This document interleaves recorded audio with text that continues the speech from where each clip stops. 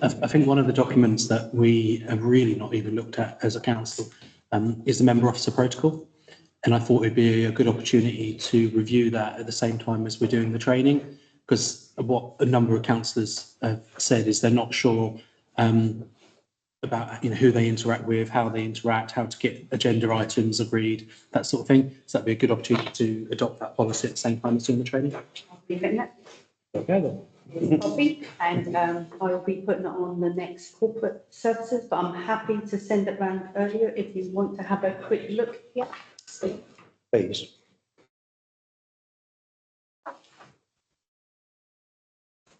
I preempted you. This is being attended to. I hope so. So you know. Any further comments on personnel report? Can we note the report, please? I take that as a send. 260/24 financial report for period ended 31st of July.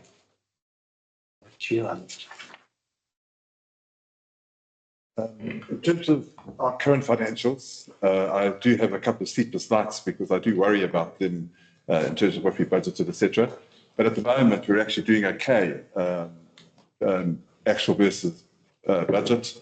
Total income is up by 9,869. There's still some final work to be done around the Mayor's Fund. We've just got to sit down with the previous Mayor, work out what his income is and his costs, and then we can reallocate that to his fund. But otherwise, income looks okay. In terms of expenditure, we have quite erratic expenditure. We've been having that for about the last 2 years or so. And if you have a look at the schedule that I put in front of us, you can see how erratic some of those things are. In terms of, sorry, let me just go back to the actual body of the report. On the expenditure side, I've just highlighted some of the changes. It's very difficult to explain everything, but we are working through a process of really changing the budget focus to become a more functional budget than to be just a cost-centred driven budget. So our net savings of salary so far is 116,969. And we do have a little bit of a hole in the salaries budget because we had aimed to have the Carnegie up and running from the 1st of October, I think it was. So that covers part of that hole.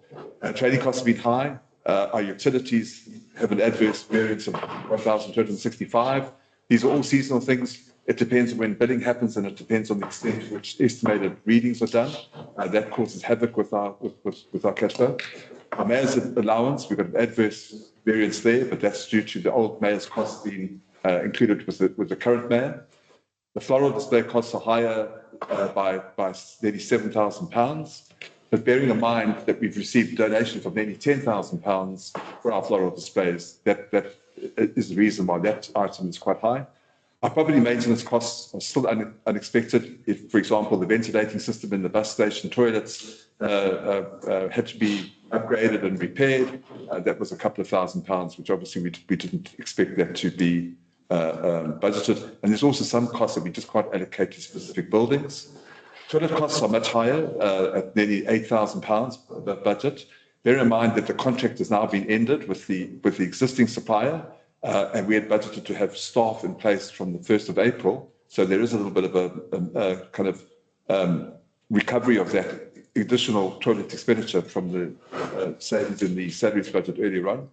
Our vehicle lease costs are really astronomical. We've also got a challenge that we're getting hit with a lot of head charges. The other day, one of our trucks had to have 3 tyres replaced, nearly £800. So I've had to chat to the town team manager just to say, please make sure that the staff look after the vehicles exceptionally well. We can't continue paying high lease costs and then have higher repair costs. And our allotment maintenance costs, we just had to get rid of some unsafe trees around our allotment sites. We would normally budget for that under trees, but I've allocated that to the maintenance of allotments, and that's so that accounts for that higher expenditure. One of the things that it is quite difficult, I got some feedback from the new town clerk at the previous heritage and events meeting to say that the reports don't really make that much sense. So I've, It's fine. What I've done is I've spent a little bit of time thinking about that, and I think I've worked out a way to actually make more sense out of that. And so I'm going to put more emphasis on recording this income and expenditure on a more reflective basis, so that we can get an idea of what's actually happening in that committee, and the councillors can better understand it, because it is quite complex at the moment. All I'm doing is writing sentences next to variances without necessarily providing a little more in-depth information. So the recommendation I have is just to note the report. Thank you, Alan. Would you go into a little more detail about the cost of the vehicles? Because it seems to me that this sort of maintenance and upkeep is an entirely predictable cost. I think what we were hoping to do was we had to get rid of our old vehicles that were costing us a fortune, and there were only two of them. So what would happen as we've expanded the works team, we'd have to, the works team, if someone had to come into the office or go somewhere for an appointment, the whole team had to virtually pack up and go. What we were hoping to do was to replace the vehicles at a higher, we thought it would be easier to replace the vehicles. But unfortunately, what happened is when we had the shortage of chips that impacted on the supply, the lead times were 8 to 9 months. I know that the town clerk has been tasked with one of her tasks to deal with this, and it is on our management list of priorities. And I think in the next week or 2 weeks or so, we'll actually allocate responsibility for someone to actually go and look at these costs. We can return the vehicles on a day's notice. There's no long-term agreements, and that's what we'll actually need to do. But it's just, we didn't expect to be hiring vehicles for this long. I spoke to you both about what I call sinking funds. You use a different term. Where are we there? We have to get the capital expenditure going. Yeah. And I think in terms of reforming our budget process for next year, we will certainly take that into account. So you can anticipate these sort of spending commitments, yeah? Yeah. Okay, thank you. Any further questions? Can I ask one about just on the summary sheet, the first one? There's a massive variance between expenditure on heritage and events, the positive one, and a massive negative one for Carnegie Guildhall charity. Is that just something that's moved between the two, or is there? We did the budget in totality at the beginning of the year. Yeah. So we approved that. It's just really a matter of that it's just how the allocations have actually gone. So just something that's been moved from the. I've got to, yes, Yeah. I've got to tidy that up, and I'll do that in the next few weeks. Thanks. I thought that was probably the case. Just thought I'd check. Thank you. David? The 580, whatever it is, 5800 Carnegie Guildhall salaries at 36,000 with no explanation in there. What's the explanation for the 36,000 overspend on that? We haven't, sorry, I thought I'd actually moved the budget around. Last year we budgeted for venues and events. Because we hadn't devised a new structure when we did the budget. I haven't gone in and broken down the budget, so the budget is sitting in another line item. If you add them up together, they are low. They haven't exceeded budget. It's just that I have still to do. This is a work in progress. Is this historically going back to what happened? Yeah. So if you combine that with the 5.2 salaries and wages, I'll find it for you now. 5201, you'll see that there's a budget of 84,000 and expenditure of 36,000. I haven't done that budget of 84,000. It covers both line, that item and 5. Well, it was a blank space on that. Yeah, sorry. Lovely. One more small one. The allotment costs and stuff, does that include vehicles as well? Right. So on top of that is... Utility costs, there's vehicles. The only thing it does include is the direct, there is salaries now, and it includes the direct costs, so for example, maintenance, locks, any fencing repairs that happen. It doesn't include allocation of overhead costs. So the water still sits in the 5.1 codes rather than the 5.6 codes. Thank you. Thank you. Can we approve the financial report, please?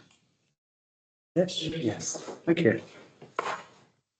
26124, cancellation of committee meetings. Now, the issue here is that as a town council, we have far more committee meetings than sort of what I'd call competitors of a similar sized council.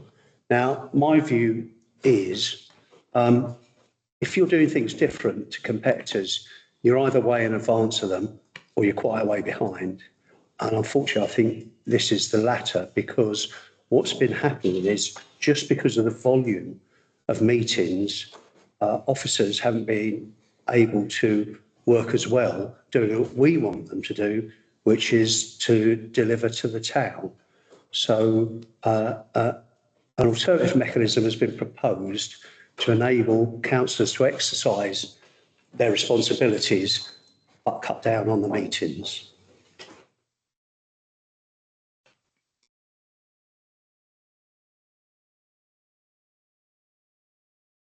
Chris. You might be surprised. I would be a bit concerned about the heritage events because we've got remembrance, all that stuff coming up. That's to be planned in with heritage and events, doesn't it? So it comes under that. We really need to have, as far as I know, we have a meeting tomorrow morning to decide what's going on with this. But it really needs to be on heritage events as well, so the rest of the committee knows what's going on. Okay. So that's remembrance something which is vital. I mean, yes, it is. I mean, the point is there are other ways of doing this stuff other than meetings. Possibly, but I'm greatly for transparency. I'd like to see everyone there involved. The committee members, I'm not happy with the fact that a few of us are making decisions. Okay, that's noted. Doug, I think you, and then Mike. Yeah, I was just going to touch on the same, and is it might tie into the other ways of doing this, and I might just missed more explanation on that. The one concern I'm having is budgetary coming up. We've just talked about the budget. I think we've probably got to be really careful about how we do the budget next year. It took a bit of time last time. We were all new councillors with a bit more experience, but still financial guidance. I just have some slight concerns about how we're going to make sure we manage the budgeting process effectively and we don't have a late budget and we do have full oversight. Broadly, I massively agree, and as someone who sends my apologies a fair amount due to childcare, fewer meetings probably is good. So I'm not averse to this at all, and I really appreciate where it's laid out, but I just have some concerns about how we manage that. Yeah, I think that's very fair. Mike. Thanks. I understand where you're coming from, I hope, because I take it that we're seeing other councils managing to do things in a different way and by implication, you're saying a more effective way. But the problem is we haven't got that. So I'm hearing fewer meetings, but could I also hear, please, what's the alternative? If we have fewer meetings, how do councillors continue to exercise their responsibility in the same way? So, I mean, take these agendas we've got up today. If we look at 2 months of finance and 2 months of this and 2 months of the other, we're spending half the time on it.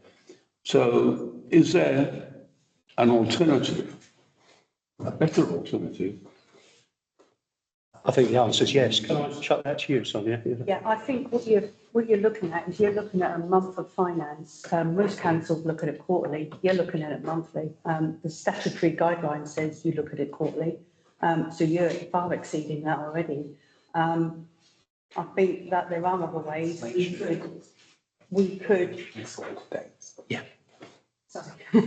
I misread something. We could update you through emails. We could have another meeting, but online, to give updates. There are other ways. And the thing is, a lot of this stuff that you have on your agendas are just updates. You're not actually making any decisions. You're making decisions on 2 items maybe. Whereas if we brought it to you bi-monthly, we'll have done more tasks and being asked for you to make decisions on more items. At the moment, most of this agenda is just updates. Whereas we want you to make the decisions, what you're here to do, not to give you updates on what we've been doing. We can do that via an email or a Teams meeting or any other way. Just 2 quick points. Firstly, this isn't about an ongoing commitment to fewer meetings. We're talking about the 6 meetings that are listed in the papers. So it's not about this will be the norm forevermore. It's a very specific time period and a specific number of dates. And the other point is, and I can completely understand people's nervousness, is because our internal communication has been so poor for so long. I was about to make that point. And the point I made when I met with Alan and Sonia was that I'm personally happy to have fewer meetings as long as we improve communication to councillors. The fortnightly email newsletter that we were getting, I thought was really useful when we were receiving that. You know, Chris's point about remembrance, we should be fully aware of what's going on at remembrance. We shouldn't have to have a heritage and events meeting. It should be covered elsewhere. So yeah, we need to, I think one of the reasons councillors like to come to meetings is they know what's going on. It's the only outlet at the moment to do that. So we do need to work on other aspects of internal communication. And just come back for a moment, if I may. Just looking at the last item there, to ensure that councillors are always updated, the team's meeting with 3 committee chairs, Councillor Jeremy, will be held in October and December. So just fill in the gap there. A meeting of 4 councillors ensures that all councillors are updated. It doesn't. Well, this is about communication and how it's communicated to you. It is about. And I think there are better ways of communication, as Terry said. So, yeah. Just take that particular example. Having a meeting of 4 councillors doesn't necessarily lead to better communication with 18 councillors, does it?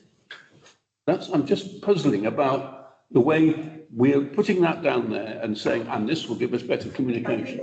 I think this, as Councillor Jeremy said, this is an exercise to see whether it does work or doesn't work. It's just a time period of 4 months to see whether we can do this communication better without the meetings. Now, if we get to the point in November and council says, no, this isn't working, we revert back to the system it was as from January. This is just to see whether we can make better communication with you. There are things that I'm doing in the background. I am going to do a report, a town clerk report, which I will send out to all councillors, updating you. I don't know whether it's going to be weekly or fortnightly. We can start off weekly. If it becomes too much, we can do it fortnightly. So it's not like you won't be updated. You will be updated, but it's just the way that we update you. And it's not about doing less meetings. The problem is that currently we're doing so many meetings. We have over 80 tasks that we need to complete that are outstanding, and we can't hit them on the head or complete them unless we look at. So you either want us to do meetings or you want us to do the day-to-day tasks. We haven't got the capacity to do both. I'm not in any way disagreeing with that. It's just that is not an answer to the question I asked. Which was about a very specific phrase that a sentence that appears there, given a paragraph on its own. I just asked, how does that contribute to communication with the other 14 councillors? And nobody's been able to answer it yet. I'm asking, why is it there if it doesn't in fact do the job? That's how I answer it. I think the intention would be that the officers would bring it to the attention of the chairs of committees. And the chairs of committees, for example, if we were talking on a corporate service matter, there was a big financial issue. I am fairly certain that the chair of corporate service would say to us, that is a critical item. Please make sure that all councillors are aware of it. So even those councillors that aren't on the corporate services committee would actually get some feedback. So I think it's just helping us decide, having someone else tell us what's important information. Because I might think something's important and the councillor won't, and vice versa. The chair would say, it's fundamental that all my councillors are aware of this. Please will you ensure that that gets communicated? So it's just to help us get some feedback as to how do we best communicate. I don't know if that would provide some assurance. I'm getting it worse. Am I the only one, colleagues, who can't see the link between a meeting of 4 councillors and better communication with the other 14 councillors? If I'm the only one, I'll shut up. Can I leave you there, Mike, because we've got 3 more people, but your comments are noted. Well, they're not dealt with. That's the problem. That's exactly the problem. I'm hoping that they may be. David. I'm going to go on that one very briefly. That, we have talked about cabinet in the past, and that is like moving away. We should be more open. But my bit is that I'm quite happy to reduce the meetings because I think the communication is significantly better than it has been. It's been brilliant. You know, I've actually had these for long enough to actually read through stuff and not feel pressured. So I think it's brilliant. So it's much, much better. If it works, I'm happy with having fewer meetings, but I'm with Mike. I don't like that. If it's only for 2 periods, special reasons, then great, but not any more than that. A couple of points. I'm all for reducing meetings. Interested to know why they were chosen specifically. Because I think if this does work and we do go on long term, I think we don't have a full council in August. Besides planning, we shouldn't have anything in August. I think we need to go for the months where there are less people here. August, Christmas time, the councillors aren't available, so it makes perfect sense. I'm all for it. Just 2 things. One comes in with Mike, and one, please forgive me for being really harsh, and it just my HR hat, not my council hat. You said we can't do both, do our job and have all the meetings. It's tough. It is, because if we vote no, then it's going to stay that way. So we're going to have to. It's part of the job. As you're our line manager, all of you, you're meant to look after our welfare and our well-being. Now, if you're saying that that is tough, that we can't do all of our meetings and do the job, what I've highlighted to you, you brought me in to look at what we're not doing, and basically all of your policies are out of date. You have no code of conduct. You don't even have a member officer relations policy. Today I have written, let me think, your two policies for your website where you haven't even got a privacy policy on your website. So you're not even legally compliant on that. Now, to catch up, in normal circumstances, if we didn't have this big body of work to catch up with, the amount of meetings that you have would not be a problem. But because we're catching up, we don't have the time to catch up, plus do our day-to-day role, which would normally be. That's where I'm coming from. I understand and I agree, but there's just the part of me that's a bit like, is this just because we're now having to catch up? Or is this because it's the best way to do it forever? No, it's catch up. So let's not catch up. I don't want to embarrass Alan here, but I will say what Alan told me, which was prior to Sonia arriving, Monday, Tuesday, Thursday, Friday was dealing with meetings and sorting them out. Wednesday was the only day you had time to actually do anything otherwise. And that's not acceptable. I do appreciate that Sonia's here and it's different, but there is an awful lot of catching up to do. I was talking about, sort of tracking on Mike's point and say, I think there's an element, you're right, where that there isn't a direct causal link that it ensures all councillors are updated. I think that's on us as councillors and on the respective chairs, who I'm sure will, to delegate that information down the chain as well. So I think there's an element of councillors having to do some of the work and the chair doing some of the work to make sure we're all informed. I assume that's the intention. And I took a direct causal link, but I expect and hope that we would not be sat here in, mid-October going, what's going on in the town council then? Because that would be cascaded down. Yeah. Chris. My major concern is transparency. We represent the residents. They're the most important people who we look after, to be fair. Now, if they say to me, so what's happening? And I say, okay, I'll go to a meeting, we can make decisions and I can tell them. We bring their concerns forward, etc., etc. I don't think we should be seen to be doing less for the residents. I'm not saying, perhaps I'm not facing this right, but transparency with the residents is vital. And I'm not convinced that doing away with some meetings only for 3 months, 4 months. I'll come back to that would be delivery is vital. It is, yeah. That's what we're here for. Terry. Just 2 quick points. I think people need to remember that we were a full-time member of staff now for 8 months. From the 1st of January till the middle of August, we ran entirely on a full-time role down. This is a very specific period of time, 6 meetings, to allow catch up with those tasks. So at the end of our agendas, we have our action plan. as Town Clerk mentioned, there are 80 things on that action plan at the moment because we've been a full-time member of staff now.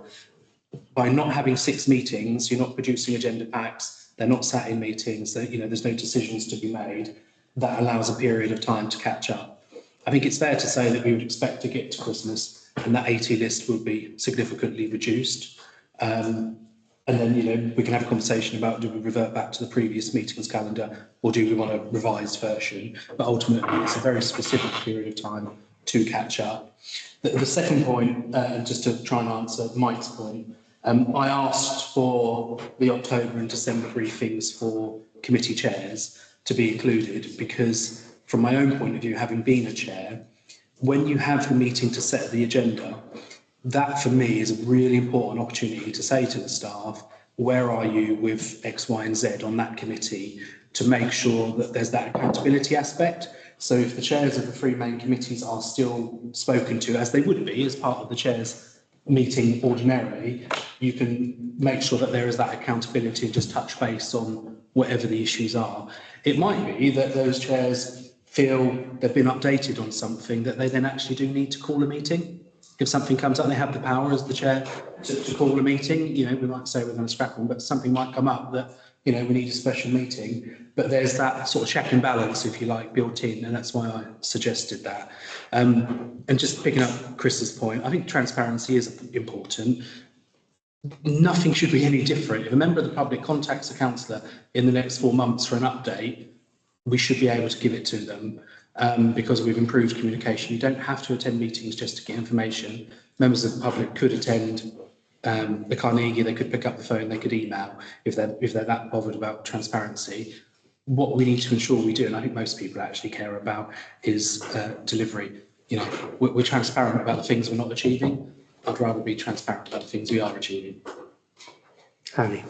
I think to begin with, I was a bit like Chris about how are we going to do this? Are we going to be able to make decisions? But I think it might be an opportunity to improve our communication with the officers and also with the public as well. So if there's things we think we need to communicate with the public about, I'm thinking of particularly heritage and events because that's our committee, but there are events then that we can promote in a different way. We don't necessarily need to have meetings about it, and I think for on one of our actions for our last meeting, we're going to put together like a working party to work on one of the events we want to do for next year, and that's probably enough. We don't need lots of meetings, so I was initially a bit thinking, we're not going to be able to make any decisions,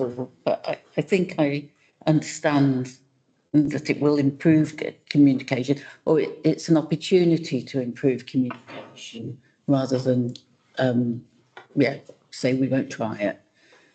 That was all. We've never lived in a more interconnected world, have we?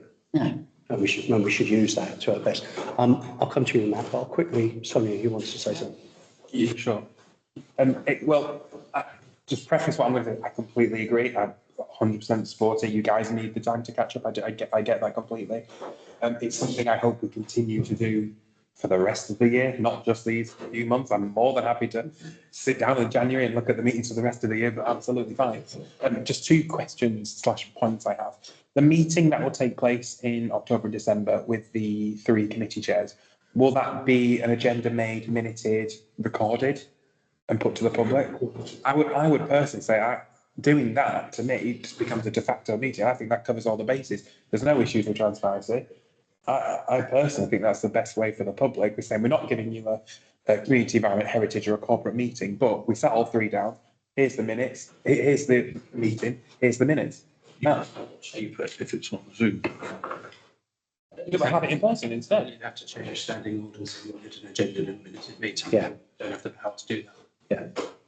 So I think the point is there's plenty of scope for councillors to input before the meeting, and there's plenty of scope for the members of the meeting to then relay to councillors afterwards. My second point was, and it probably might lead in, I concur with Mike quite a bit about the communication part afterwards. Do we need to agree on a plan today and have something written in our actions? For example, once this takes place, X minutes or meeting notes or whatever you want to call them will be distributed to the 18 councillors within X time frame? Or are we just agreeing for the meetings to change and we'll come up with I think it's later. I get the feeling it's the latter. Correct me if I'm wrong. I don't know. My take on what Councillor Germany was saying is slightly different from what he wanted to what you're suggesting. So we need to come up with what you actually want us to do as officers.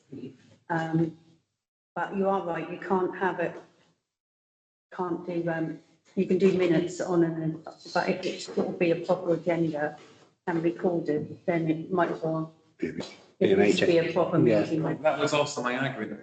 This isn't massively reducing workload because a meeting's still going to go ahead. No, it's the presentation pack and things like that that comes with it. It's, the actual meeting doesn't take much of our time. It's the presentation pack that takes up our time. That will take up most of the officers' time with regards to meeting. And then the actions afterwards, the actions, you then ask us to do actions, resolutions, whatever you want to call them. And as we've alluded to, it's taken 4 days of Alan's time. He's then only got 1 day to do all of the actions that come out of there. And I mean, to give you an idea, out of these 80 tasks, I mean, in the last 2 weeks, Alan and I have already ticked off probably 10 of them. So I think by giving this little bit of time, I think we'll significantly reduce that. I would even go as far to say by half, so that we can catch up and relook at the meeting structure. Jerry. Can I suggest to improve that particular sentence, which I think is the majority of the discussion, that we add a line that says notes from that meeting will be circulated to all councillors.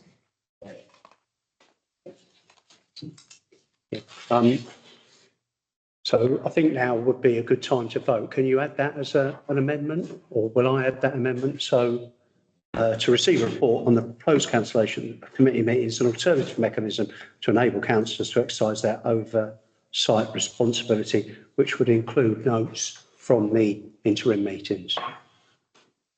Can I ask you to vote on that, please? Sorry, before we do that, what about the remembrance, the heritage before remembrance? This is all one. This is all one motion. If we do this, we can't have the meeting before remembrance. September. We'll be meeting. Right. Isn't that leaving it a bit? We've not had to smooth this to remembrances before.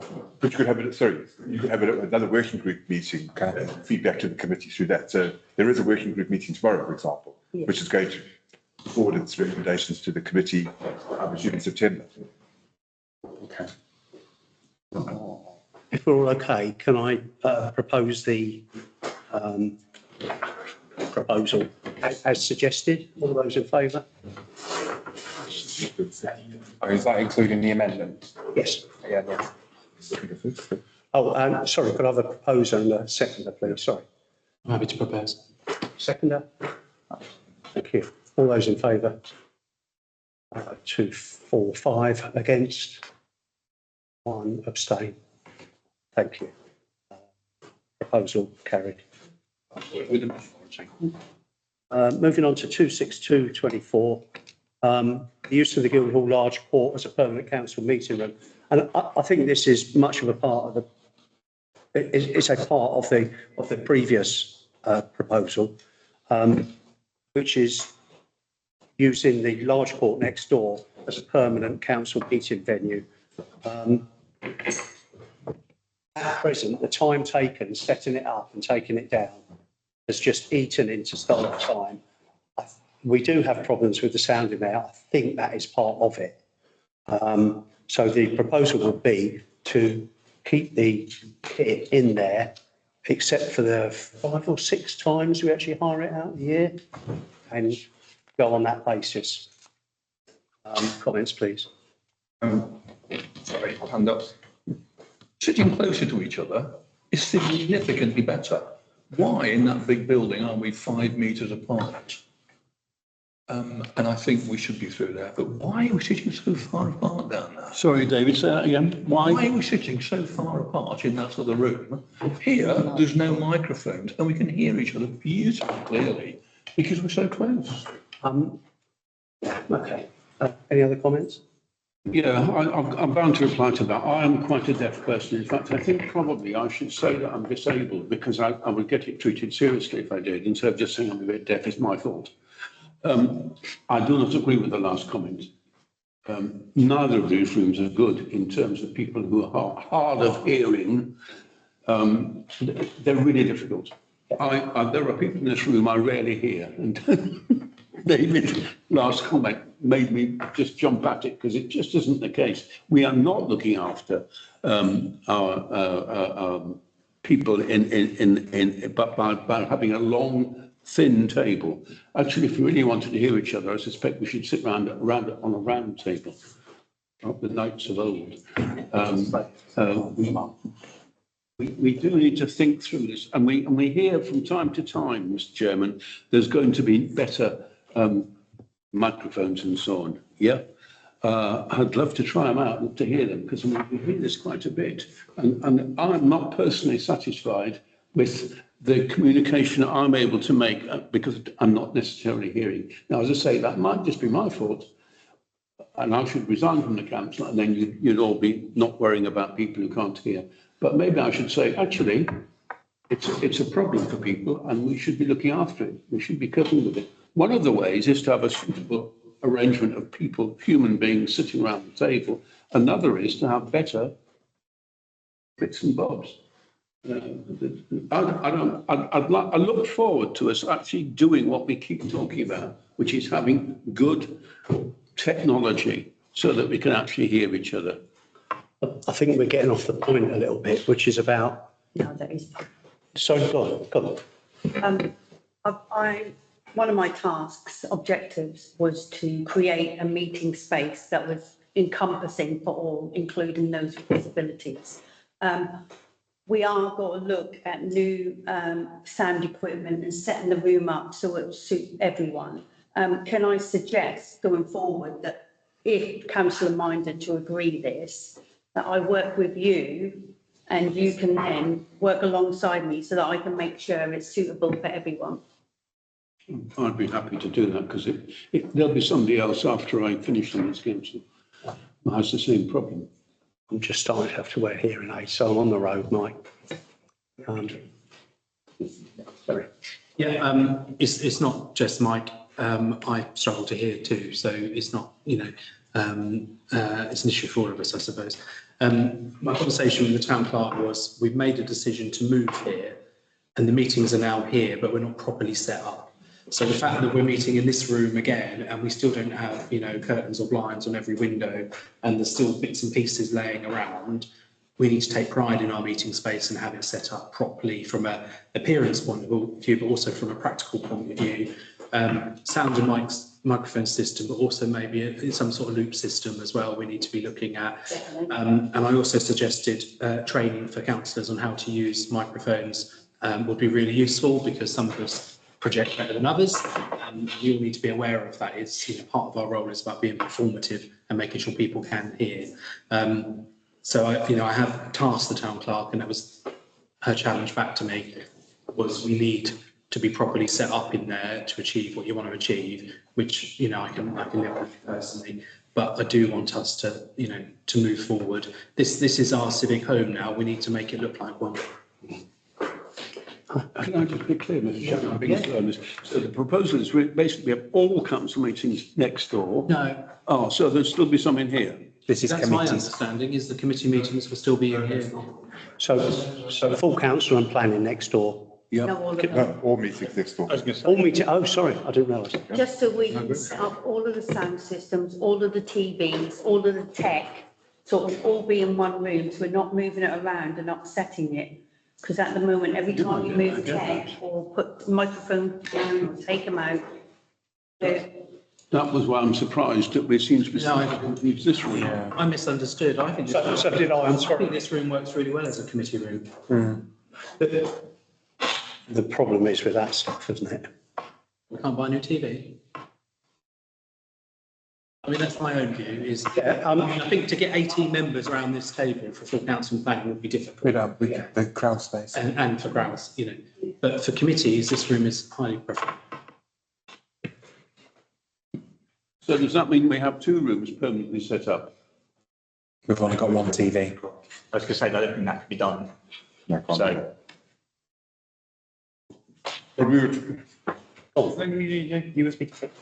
we were trying to do is set it up so we could address sound issues, and by putting some of the fixtures from the King's House back onto the walls, we can do that. And the other thing that happens is that every time that we break down a room, we go there. I can't test it because if I'm one person in a room, or there's 3 of us in a room, we can hear each other perfectly. It's when the room fills up or it empties out that the sound varies. So I've had it there where the sound was so loud and then the room fills up, no one can hear what the sound is. So we've got all those variables. What we try to do is say, if we can establish the room, when there's a key function on, we can break it down, and we understand that we'd have to do that. But the room is not used as often as we think it is. So for the next, I think we counted 5 key events. And if necessary, we bring the tables across from King's House. They could be broken down very quickly and easily, and we can store them away. But doing that a few times a year rather than doing it every time we have a meeting, we break down the room. So it's 24 times a year at the moment, isn't it? Yeah. At the moment as well, we've got to consider the staff time, so the staff getting the room ready. And if we've got to get rid of that other support officer role, as we spoke about earlier, then we're then eating into more staff time, setting up the room, putting it down again, removing the tables, putting the chairs back. So the idea was that with a room set up for all meetings, I'm sorry that you were misunderstood, then there would be less staff time utilised on dealing with setting up rooms for councillors, meeting rooms. That was the idea of staff. A lot of it was to do with staff time and the sound and making it fit for purpose, because that room is stunning in there. And I was overawed when I went in there for the first time, and I think that's how it should be. forgive me, can I do a challenge though, just on one point you said there? You said like the sound can be great for one day, like if there's a full council meeting and then there's a few people in there. So a committee meeting when we've got say 12 in total rather than the 30 or so. Can we set up, you may not know, but is it therefore going to still have the same problem whereby we're going to be set up for full council and the sound will be too low, and then we're going to be set up for a committee meeting and the sound will be out my ears? I think we have a better chance of getting on top of it. At the moment, if the room is used, I might only have access to that room to test the equipment 5 o'clock or 6 o'clock at a full council meeting. So we have the opportunity to see what works. But it really is just, and the fact that we're not breaking it down the whole time, we can then set it up. The number of times I've taken photographs of the council chamber and said, this is how it should be set up. If one of the staff members, another staff member comes and does it, it's set up differently. You know, we battle to get so many things done. There's only one microphone, one speaker, which really distorted the sound. Now we've got 2, but where do we position those speakers? We actually don't know. We have to test, do all that. But then we can set it up more permanently than we're doing at the moment. Can I ask then, sorry, if there's anyone else ready to jump in or just following on from that, if we're saying we set that up permanently, for example, we don't have the microphones here because we don't need it. What if we were to have a setup where we do both of these rooms, that's permanently set up for all council meetings and planning meetings? If we wanted to have committee meetings here, what would need to change? What would that at least reduce man hours? That would increase the man hours or person hours. Increasing what we have now. Yeah, because at the moment, a lot of events are taking place in that room, and what we're effectively going to do, they're small events, they don't need to be taken. Okay, sorry, that's They're in here. the bit I missed. Better off in here, and we can move them to here, and then this room would then be permanently made to be let out for events. Gotcha. So you're saying that essentially we do have a lot of events. They're in there or in here, and you need to switch around. What we could have is all the events in here, except the odd one that needs to be done, and all the council meetings in there. Okay, thanks, that was a slight misunderstanding. Eric? I don't mean to be a stick in the mud, but I think this room is far superior as a committee room.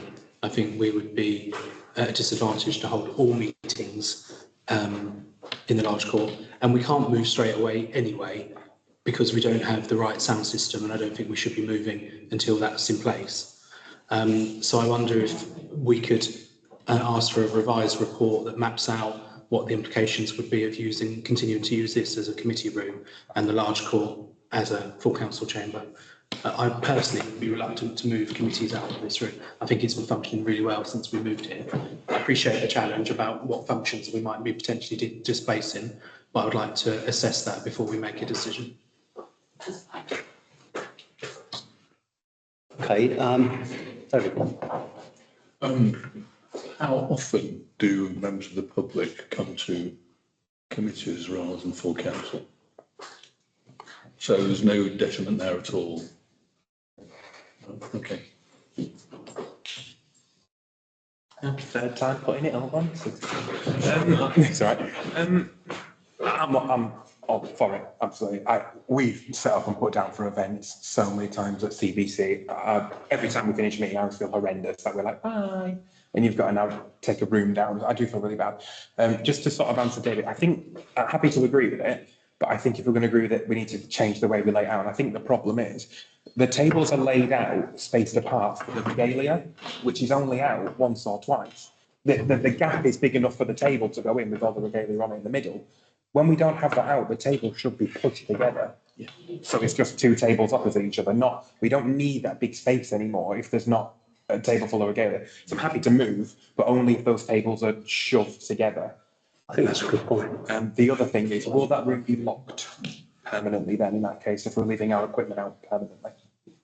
Yeah. Okay. I would like to keep this as a committee room because the problem isn't the sound system.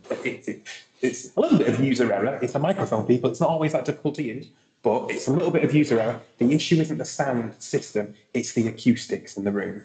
That's the problem. It just booms everyone's voice into echoing noise. So the issue I envisage is if we keep this as a committee room, then it negates the advantage of having that as a full-time meeting room. And we don't really go forward. So I'm not really sure where we are there. I agree, that's the problem. You know, I think it's either or. No disrespect to you, Terry, but Can I suggest that we not vote today? We make a resolution that we will look at the cost implication of having both rooms. Alan and I will do a cost analysis on having just one room as a meeting room as opposed to two, and we'll come back to committee in a couple of months. Well, you've got till November because there's no meetings in October. We'll come back to the committee with a revised costing and for councillors to make an informed decision. Do you bear in mind the small court, which is actually a really good event space, and rather than moving things from the large court to here, you should be looking at using this small court. Yes, you're going to have to make some changes to the bar configuration so they don't have themselves to everything. But actually, that would be a really good event space. is that a small court? The tea room? It used to be large court, small court, now it's tea rooms. But actually, that could take a lot of, at the moment, we don't let anybody use that because we've got the bar and everything's available. But you could reconfigure that to accommodate small functions. I think that's a good suggestion. I guess the proposal is that we defer, waiting for a report. Can I have a proposal for that, please? Thank you, Matt. And a seconder? David, all in favour? Against? Thank you. 263/24 correspondence. I think we have one letter, do we? No. No? Okay. I'm assuming it's not two either. 264/24 action points. I'll start over to you, Matt. This goes back to the two agenda items. I get so far and then I just never get around to completing it. We have made some progress in some of them, but there really is a lot of backlog. And this, we're taking this, we put this into the management priorities, and we're also putting it into management subtasks. So hopefully when we meet in November, this will be a lot shorter and less, I suppose, a shorter, more tasks done by then having to come here and be extremely embarrassed that we've hardly made any progress. Comments?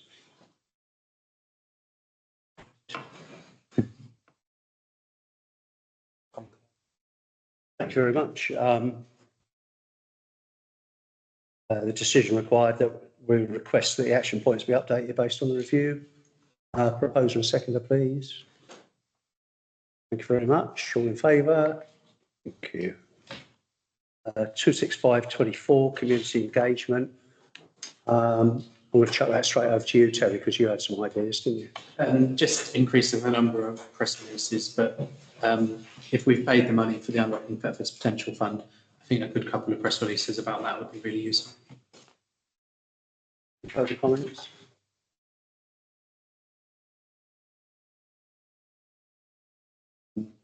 Yeah, I assume that's an approval, isn't it? Yeah. We will have a sent there. Thank you. Committee officers update, 26624.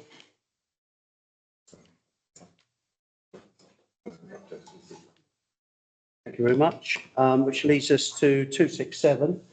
You know what's coming, Nick? Go on. Thank you. Thank you.